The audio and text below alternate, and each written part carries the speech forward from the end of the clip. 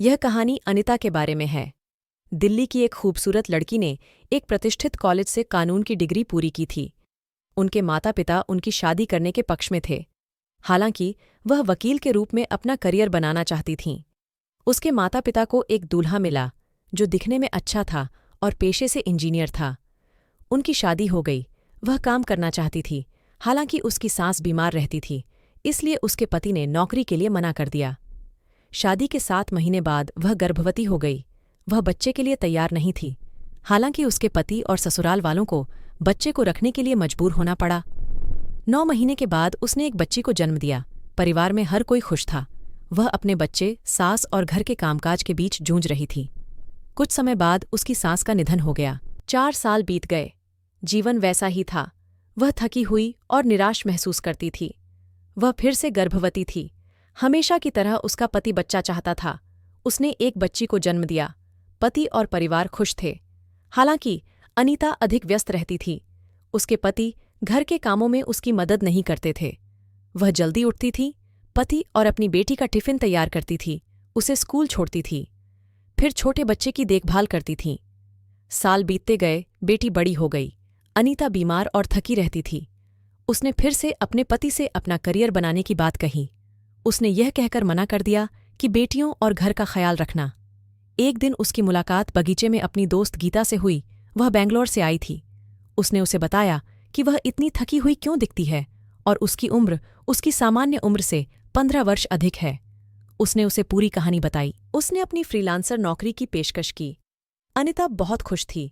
वह अपने घर से दिन में 4 से 5 घंटे काम करती थी। 3 महीने की नौकरी के बाद समय बीतता गया। उनके सहकर्मी और बॉस उनकी ईमानदारी और कार्यशैली से बहुत खुश हैं।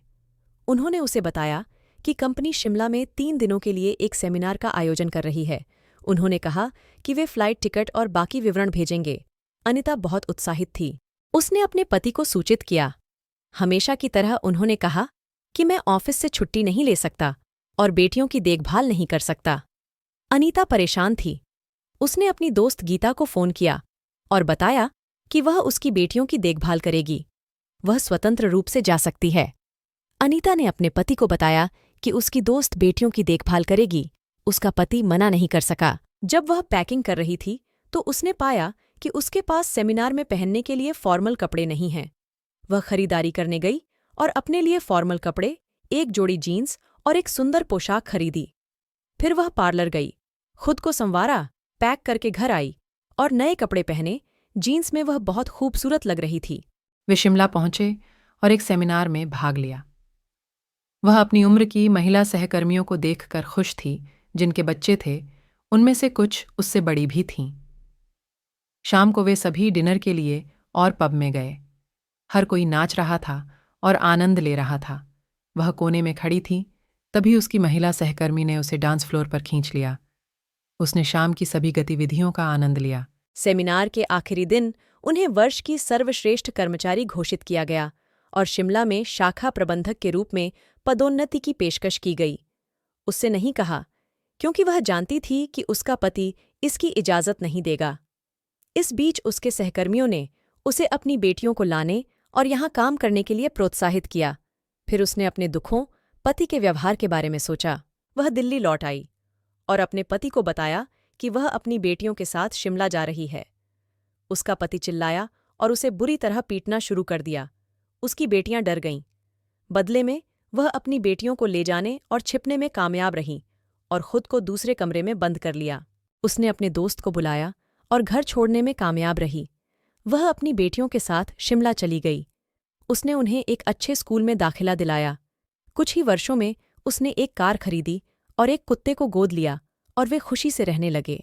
दोस्तों, मैं आपको अपने पति और परिवार को छोड़कर अकेले रहने के लिए प्रोत्साहित नहीं कर रही हूं, लेकिन अपने लिए खड़ा होना सीखें। यदि आप शादीशुदा हैं और यदि आपको लगता है कि खुद अपने लिए समय निकालें, अपने लिए जाओ। इसमें कोई नुकसान नहीं है, कोई अपराध बोध नहीं है। यदि आपके बच्चे हैं तो अपने परिवार से अनुरोध करें कि वे एक दिन के लिए उनकी देखभाल करें और जहां भी आप चाहें बाहर घूमने जाएं। दूसरी, अनिता मत बनो। Like, share, and subscribe.